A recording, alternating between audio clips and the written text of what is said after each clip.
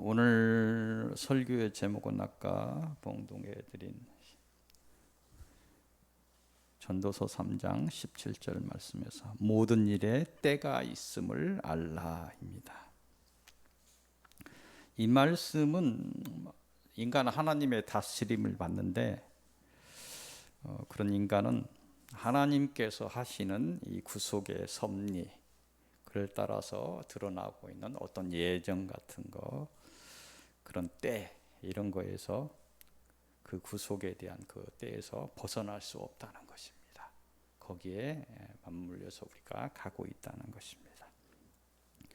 그래서 설교서도에 먼저 묵상해 보려는 것은 하나님의 예언자들을 통해서 성경을 통해서 계속해서 이야기했던 또 마지막 시대에 특히 이 마지막 시대의 때에 관해서 이 마지막 시대에 어떻게 때가 흘러갈 것인가에 대해서 잠시 묵상해 보려 합니다.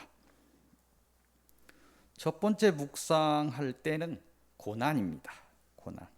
이 고난의 때 성경을 통해서 마지막 시대 고난의 때를 따로 말씀하지는 않았습니다. 고난의 때가 예수님 가시고부터 계속 고난의 때이기는 합니다. 그리스도인에 있어서 고난은 하나님의 성령을 품고 있다는 이유만으로도 모든 설명이 가능합니다. 그래서 상담을 하고 이런 부분에서 쉽지만은 않다 하는 것을 이렇게 평강만 할 수 없다. 전쟁 중이다. 그래서 알아야 한다는 걸 얘기하는데 잘 못 알아듣죠. 그래서 이 고난은 비유를 들자면 이스라엘 백성이 애굽의 종살이에서 벗어나 사망을 이기고 광야의 길을 감과 비유가 될 것입니다. 초대 교회에서나 지금 또 은혜의 시대나 지금의 이 마지막 시험의 시대나 그리스도인에 있어서 고난은 필수가 됩니다. 그 이유는 사단의 회방이 있기 때문입니다. 하지만 오늘 또 생각하려는 마지막 시대의 고난 중에서도 이 마지막 시대의 고난은 조금 특별할 것입니다. 그 이유는 인간의 죄악이 하늘에 이미 이르렀고 인간의 교만이 이미 하늘을 찌르고 있어서 은혜가 많이 거쳐 있죠. 하나님께서 이 시대에는 하나님의 은혜가 막 열려있는 아무에게나 막 열려있는 시대가 아닙니다. 그래서 지금은 하나님의 이적과 기사가 일어나며 하나님의 은혜로 이 땅에 막 천국이 확장되는 그런 때가 아님을 닫히고 있는 때임을 여러분들이 아셔야 됩니다. 그래서 고난이 조금 마지막 시대의 고난은 좀 남다르다. 환란이 오지도 않았지만 이 고난의 시대에 다 넘어져 버렸다. 이 정도만 여러분들이 아셔도 이해가 되실 것입니다. 그래서 오히려 이제 이 시대는 하나님의 자녀의 믿음을 시험하는 시대이다. 우리가 거창한 무슨 여러분들이 뭐 저기 교회 밖에서 예수가 나타났다. 그래서 죽은 자를 막 일으킨다. 그러면 가짜일 확률이 높습니다. 아멘. 이 시대는 그런 시대가 아니라는 얘기예요. 그래서 마지막 시대에 적그리스도가 일어날 것이다.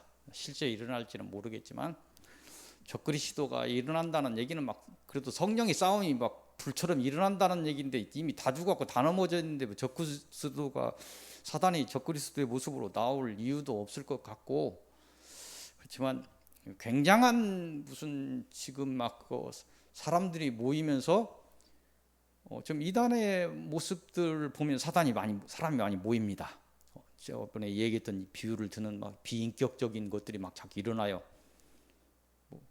옛날에 한참 막 유행을 했었죠. 막 아말감이 금으로 바뀐다고 막 그거는 이상한 그런 것 속에서 사람이 막 미혹이 돼가지고 사람이 사는데 사람이 많이 차는 것이 이상한 거예요. 그래서 서희교회가 그렇게 막 불처럼 부흥을 일으키지 않을 거예요. 쉽지 않아요. 이 영적인 싸움을 해보니까 단순히 뭐 이렇게 기도 한번 해갖고 해결되는 부분이 아니잖아요. 자기 믿음을 시험 받으면서 시험하면서 믿음을 세우면서 가야 되는 것인데 쉽지가 않다는 것입니다. 먼저 자신의 신앙을 점검해야 될 때가 고난의 때입니다. 자신을 치는 그런 세리의 회개가 일어나 신앙을 개혁해야 되는 때입니다.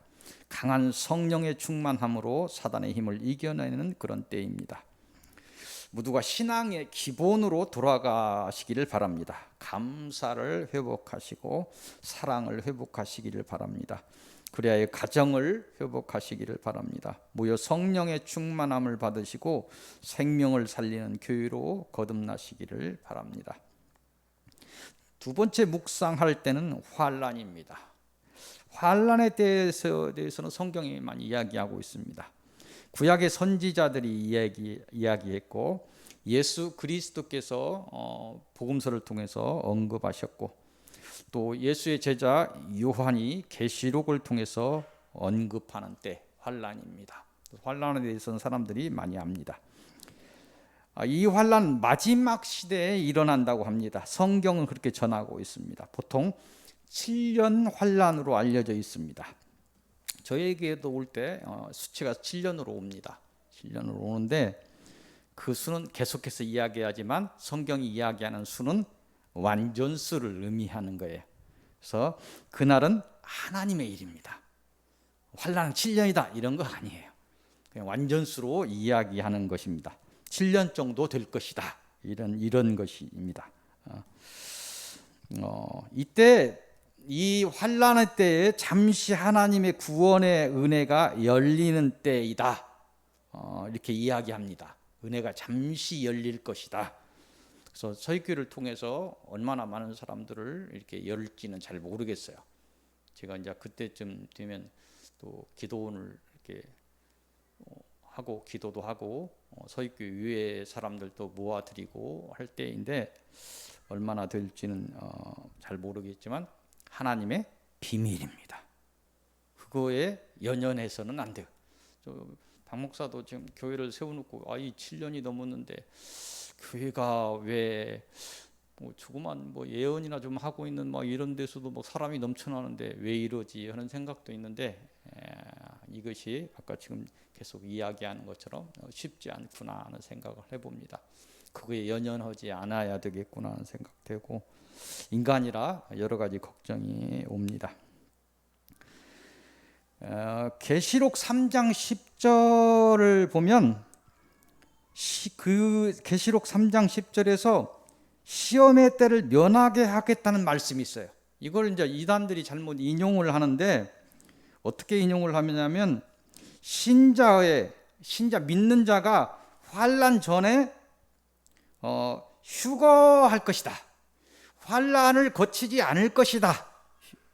이 계시록 3장 10절 시험의 때를 면하겠다. 믿는 자 이 논리를 가지고 환난 전 휴거라는 이상한 논리를 펴니다. 근데 저도 초기 때는 좀 믿었어요. 그런 거. 그래서 우리 사모님 휴거라는 책을 좀 갖다 주고 선물하고 이렇게 겁을 준 적이 있는데 죄송합니다. 성경적이지 않습니다. 성경적이지 않아요. 그래서 모든 사람이 시험을 거쳐야 됩니다. 그 이유는 성경을 통하여 부활이 믿는 자와 믿지 않는 자 모두에게 생명의 부활과 사망의 부활로 일어나서 모두가 심판을 받고 준비된 지옥으로 또 천국으로 이렇게 갈 거라고 예언되기 때문에 그렇습니다. 믿는 자만 올라가고 안 믿는 자는 여기서 남아서 무엇을 받아야 된다. 이거는 성경적이지 않다는 것입니다. 선지자들을 통한 묵시와 계시들에는 많은 올무, 이렇게 새 같은 거 잡으려고 이렇게 놓는 것이 올무죠. 지나가면서 걸리게. 또 허방 밑에 땅을 이렇게 파갖고 살짝 덮어놓은 거 갖고 푹 빠지고 밑에 막 작살 같은 거 이렇게 세우는 것이죠. 그래서 이 묵시와 계시들에는 올무와 허방이 분명히 있습니다. 그래서 아무나 그걸 열지 못하게 되어 있어요. 하나님의 지혜가 있고 하나님의 사명자 아니면 못 열게 되어 있어요. 그래서 그런 이유로 하나님이 주신 지혜 없이 인간적인 해석을 금해야 합니다. 세 번째 묵상할 마지막 때는 어둠입니다. 어둠. 그래서 이 어둠의 때는 환난의 끝에 있습니다. 우리 저녁이 이렇게 깊어지면 칠흑처럼 어둠이 마지막 옵니다. 초전적으로 다르게. 그러다 새벽이 옵니다. 이 어둠을 이야기합니다. 그리고 비유가 지금 적절할지 모르겠는데, 환난의 끝에 일어나는 때, 하나님의 은혜가 아직 열려 있는데 사단의 미혹이 마지막 발악을 하는데, 그때 하나님의 은혜도 잠시 열리고 사단의 그 미혹이 마지막 한 사람이라도 잡으려고 발악을 하는 때, 이때가 어둠의 때입니다.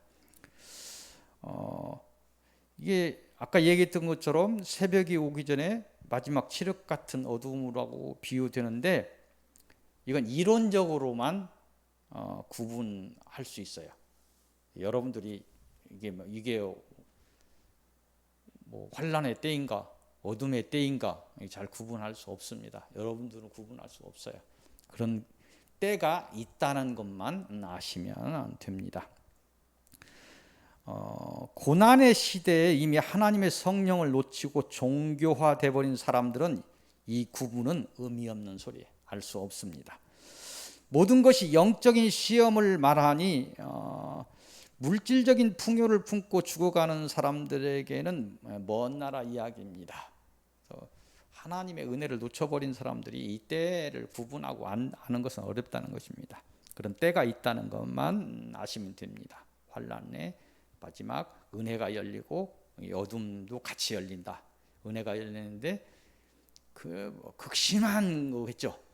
막 전쟁이 벌어지고 있는 상황에서 하나님이 구원하고자 하는 은혜가 열리고 사단은 마지막 한 사람이라도 잡으려고 마지막 발악하는 그 마지막 전쟁의 치열함의 그때, 어둠의 때입니다. 네 번째 묵상할 때는 숨김입니다. 이 숨김의 때는 그 치열한 환난의 어둠의 때의 끝쯤 됩니다. 끝쯤 되는데 순교가 일어나기 전에 일어나는 때, 순교라는 것을 하기 전에 마지막 이 사단의 발악에서 도저히 못 이기겠다, 숨겨야 되겠다, 특별한 은혜가 펼쳐지는 때입니다.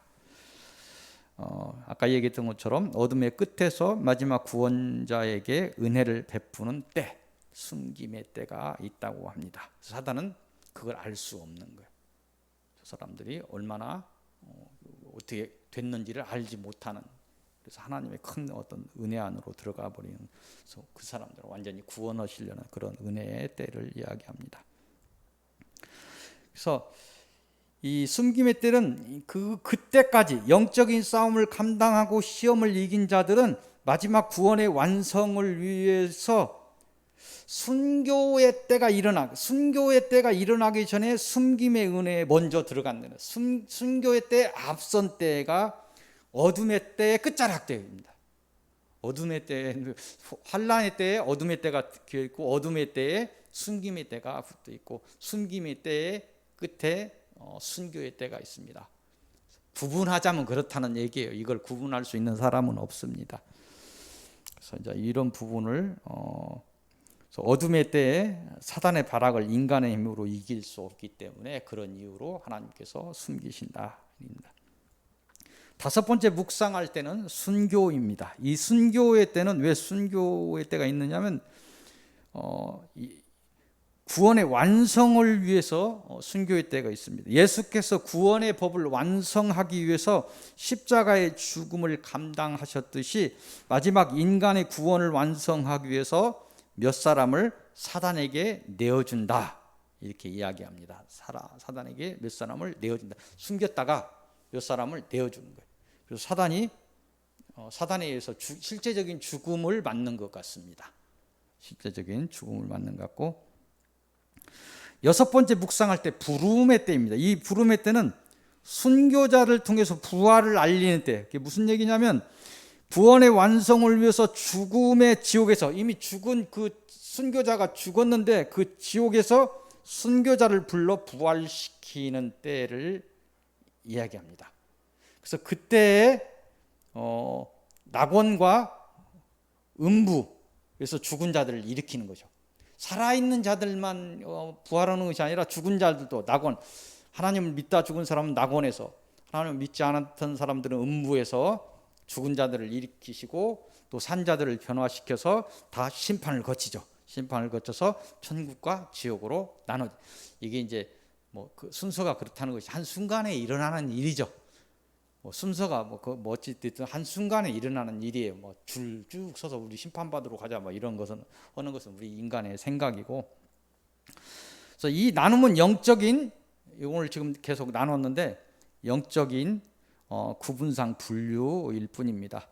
세상이 지혜가 없어서 이를 알고 대비하는 자가 없을 것입니다. 고난의 때라는 것하고 환난의 때라는 것이 모호합니다. 그래서 지금 실제적으로 묵상을 이 시대에 와서 묵상을 해보니까 구분하지 않는다. 아직 그 환난은 오지 않은 것 같아요. 환난의 때는 오지 않은 것 같은데 고난 안에 환난이 같이 가는 것 같아요. 그래서 환난이 과연 더 이상 올까? 계속 이야기하지만 이미 성령을 다 덮쳐버리고 아무도 안 보이는데 환난까지 필요할까?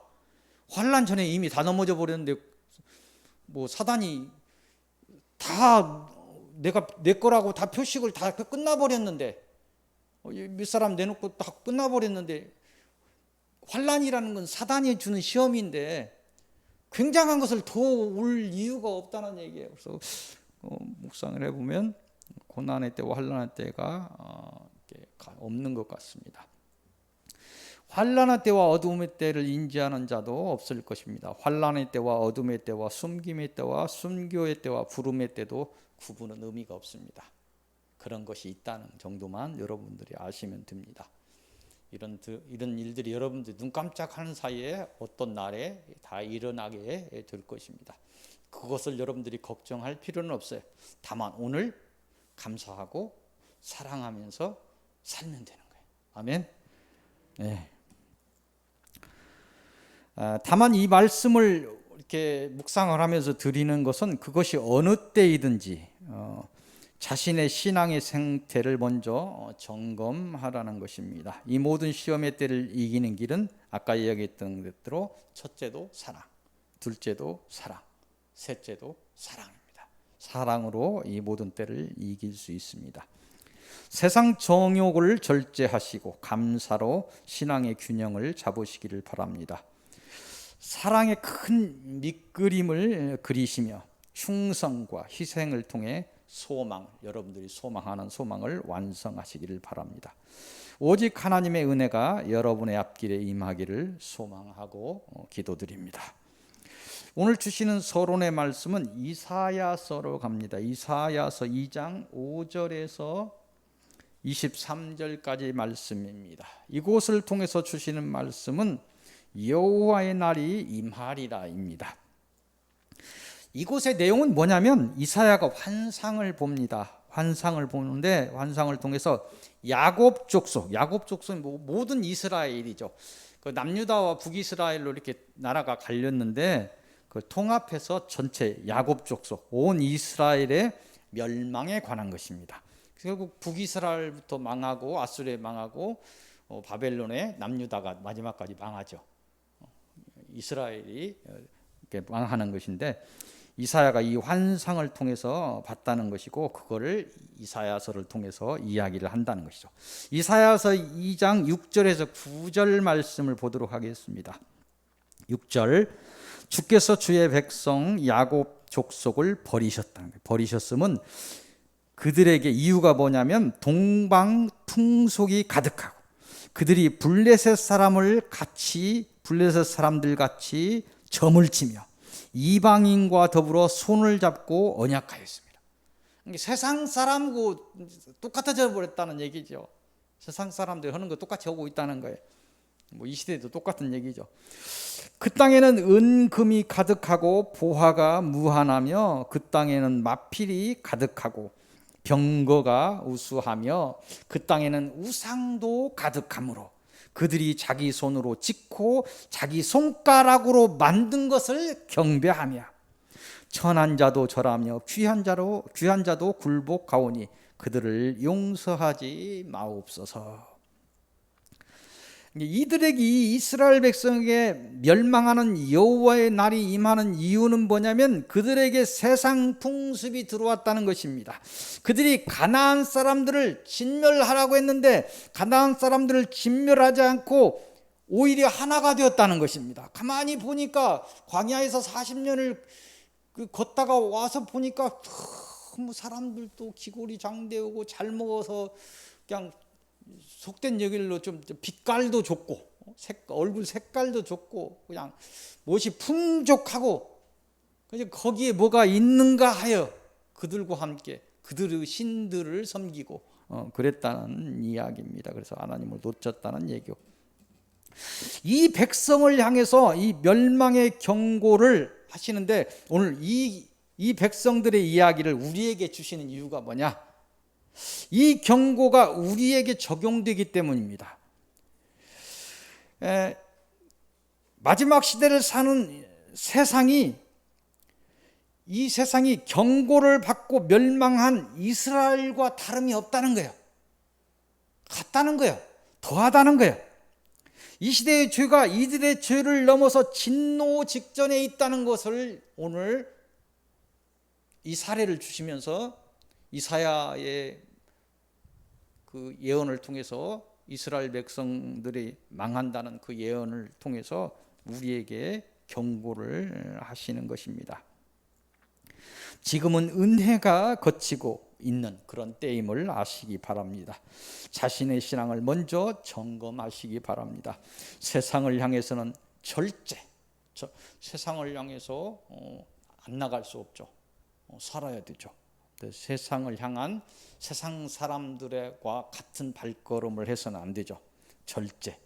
세상을 향해서는 절제, 자신을 향해서는 자적, 족함을 아는 거. 아멘. 마지막 시대는 지금 비상시국이니까. 그리고 하나님을 향해서는 충성, 이렇게 생명을 다해서 자신의 사명을 감당하시기를 권면드립니다. 마지막 날까지 하나님이 주신 지혜로서 사단의 미혹을 이기시고 하나님의 은혜를 입어서 진노의 심판을 건너 생명의 나라에 이르시기를 바랍니다. 오늘 주시는 본론의 말씀은 이사야서 3장으로 갑니다. 이사야서 3장 1절에서 12절까지입니다. 이곳을 통해서 주시는 말씀은 멸망하리라. 오늘 경고가 심하죠. 서익교회 설교가 계속 경고가 나왔었는데, 우리가 역사를 모르면 망하죠. 역사가 굉장히 중요합니다. 일본이 역사를 배우지 않으니까 이상한 소리를 해요. 독일은 역사를 가르치니까 그 백성이 죽지 않았습니다. 그래서 우리도 이 역사를 굉장히 잘 알아야 되는 부분들이 있습니다. 구약의 성경들을 이렇게 바라보면서 그들이 왜 죽어갔는지 이런 것을 우리가 알아야 됩니다. 그래서 이 본문의 내용은 이스라엘의 상징인 예루살렘의 멸망에 관한 것입니다. 이 멸망의 이유를 설명하고 있는데 그들의 언어와 행위가 여호와를 거역했다. 그들이 하나님의 영광을 훔쳤다. 그래서 하나님의 영광을 받으셔야 되는데 스스로 자기들이 주님이 오셨을 때 당시에 바리새인들 보세요. 하나님께 영광 돌리지 않고 자기들이 받죠. 그 사람들은 존경받는 그리스도인이 아니죠. 존경받는 종교 지도자들이죠. 그래서 길거리에 서서 나는 일주일에 2번 금식해. 그래서 기도를 할 때 골방에 서지 않죠. 길거리에서 나는 너희들과 달라. 길거리에 이렇게 내거리 서서 이렇게 막 기도하죠. 옷에 막 그 경문이라고 하는 그 글귀들이 이렇게 있는 그런 것들을 주렁주렁하고 나는 이런 사람이야. 이제 그런 것들이 영광을 훔치는 것이죠. 이 땅에서 영광을 여러분들이 다 받아버리면, 예를 들어서 종교 지도자들이, 목회자가 이 땅에서 영광을 다 받아버린다면 신도들도 마찬가지죠. 그래서 무엇을 한 행위를 절제하는 것이죠. 왼손이 하는 걸 오른손이 못하게 하는 것이죠. 이해가 오십니까? 이런 이 예루살렘이, 유다의 수도인 예루살렘이 멸망하는 이유는 그 행위가, 언어와 행위가 여호와를 거역하고 하나님을 거역하고 그리고 오히려 하나님의 영광을 훔쳤다. 그래서 기가 막힌 이야기를 합니다. 그들이 자신의 죄를 감추어도 하나님은 그들의 죄가 소돔과 같음을 아신다는 것입니다. 그들에게 화가 임하리라 말씀하십니다. 의인들이 그들의 행위를 따라 복을 받을 때, 하나님의 자녀들이 복을 받을 때 너희들도 화를 받을 것이라, 행한 대로 보응을 받으리라, 이렇게 경고하십니다. 이를 통해서 우리에게 주시는 말씀도 다르지 않습니다. 하나님이 정하신 끝날이 있다는 것입니다. 끝날이 있고 행위를 따라 보응을 받을 것이며 어느 누구도 이 심판을 피할 수 없다는 것입니다.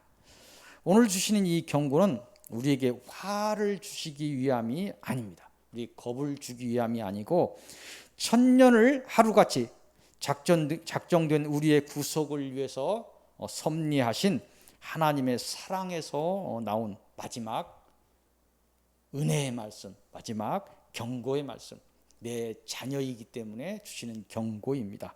깨달아서 하나님의 뜻을 따라 신앙을 개혁하시고 자기의 신앙을 돌아보시고 신앙을 개혁하시고 하나님의 은혜에 이르시기를 바랍니다. 오늘 주시는 결론의 말씀은 처음 봤던 전도서 3장으로 갑니다. 전도서 3장 1절에서 22절까지 말씀입니다. 이곳을 통해서 주시는 결론의 말씀은 모든 일에 때가 있음을 알라. 인간의 태어남과 죽음이 있듯이 인생의 모든 일들이 열리는 때가 있고 닫히는 때가 있다. 여러분들 마찬가지죠. 잘 되는 때가 있고 잘 되지 않는 때가 있고 인생에 굴곡이 있다, 이렇게 표현하기도 하죠. 이 말씀을 주시면서 우리에게 하시는 말씀은 마지막 심판의 때에 관한 것입니다. 인간을 지으시고 영원한 생명을 주셨으며 그들이 스스로 하나님을 떠나 죽는 존재가 되었으나 하나님은 이들의 죽음을 가엾게 여기시고 그들의 믿음을 따라 사는 길을 여셨습니다. 이제 죽은 자나 산 자나 모든 인생은 자신들의 이 땅에서의 행위를 따라, 이 땅에서의 믿음을 다 보여야 되는 거예요. 그게 마지막 거예요. 죽은 다음에 뭐 할 수 없어요. 이 땅에서 행위를 따라 죄의 값을 받고 영원한 사망에 이르거나 죄를 사함받고 영원한 생명을 회복하게 된다는 것입니다. 누가 있어서 자신의 죄를 스스로 사함받을 수 있겠습니까? 누가 있어서 자신의 죽음을 넘어서 영원함에 스스로 이룰 수 있겠습니까? 마지막 하나님이 펴시는 은혜를 잡으시기 바랍니다. 우주 만물을 창조하시고 다스리시고 심판하시는 오직 유일하신 여호와 하나님을 믿으시고 소망하시기 바랍니다. 이 소망을 따라 생명을 다하여 달려가시기 바랍니다. 세상 정욕의 미혹에 자신의 생명을 놓치는 어리석음에 빠지지 않기를 바랍니다. 우리가 아는 그런 한 어느 누구도 자신이 쌓은 물질로 구원에 이르지 못했음을 여러분들은 인지하시기를 바랍니다. 지금은 오직 하나님을 사랑할 때임을 잊지 않기를 바랍니다. 하나님의 크신 사랑이 여러분과 여러분의 가정에 임하시기를 소망하고 기도드립니다. 기도하겠습니다. 심판을 말씀하시는 하나님, 두렵고 떨림으로 하나님의 경고를 듣습니다.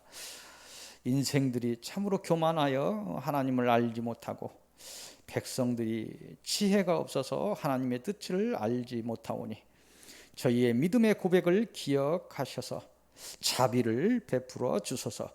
이날에 하나님의 백성들이 세상 정욕을 쫓다가 모두가 하나님의 길을 벗어났사오니 하나님의 언약대로 마지막 긍휼을 베푸소서. 이제 저희의 날들이 오직 하나님만을 소망하게 하시고 오직 하나님만을 의지하게 하소서. 모두가 하나님의 뜻을 따라 자신의 사명을 감당하다가 이긴 자의 이름을 얻게 하소서. 저희에게 은혜를 베푸소서. 예수 그리스도의 이름으로 기도합니다. 아멘.